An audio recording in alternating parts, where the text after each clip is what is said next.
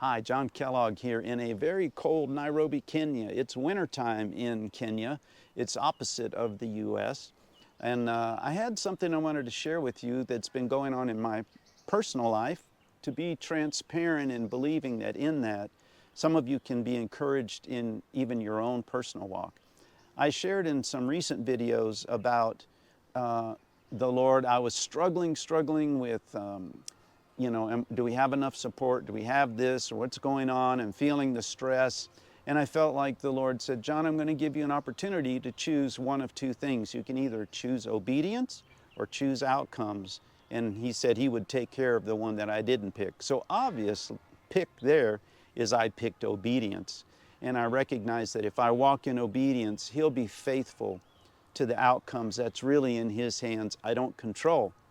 Well, as I began walking in that understanding more clearly, what I've seen though is sometimes we're not getting the outcomes that we were expecting. So I had an expectation that if I walk in obedience, I would see a certain outcome. But if I'm not seeing that, what happens?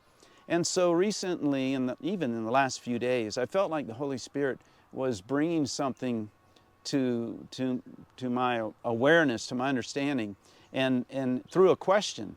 And I felt like Holy Spirit said, what are you afraid of? And I thought, I'm not afraid.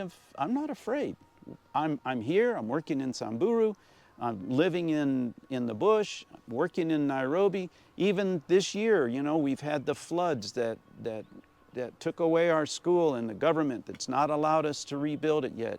My paperwork that got held up from the whatever's going on, demonstrations that are happening, keeping us from getting the things that we needed.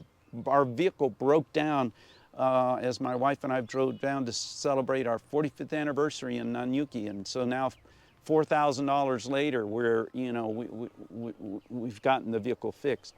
So all of these things going on and on. I thought, I'm not afraid. And then I felt like I got quiet, which is hard sometimes. And as I was quiet, I felt like what came up was the fear of man.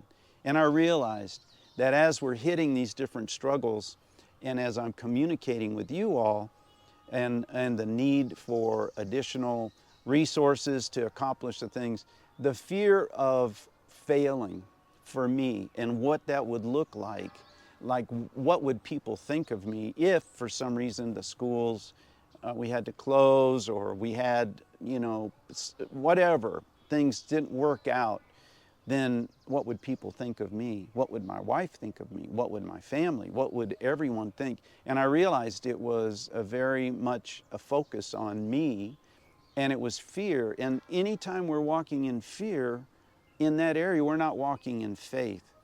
And without faith, it's impossible to please God. And I realized faith is the walking out of what we believe in, right? And so to a certain extent, I've been walking in faith, believing and continuing to move forward. But underneath that, in other words, there wasn't 100% faith, that Holy Spirit revealed that there's this area that I'm carrying with me, and that's the fear of man. And so I just want to encourage you, if I'm walking in fear, that's saying, oh, this thing is bigger than, I believe, God and His ability to produce an outcome that He wants. And whatever that looks like for me, I mean, I guarantee you there's people that would look at Paul and say, man, he's a failure. Look, he's in prison. I mean, that guy was brilliant. And look, he was really moving up the ranks, and he could have really been somebody. But then he became a Christian, and now he's getting beaten by the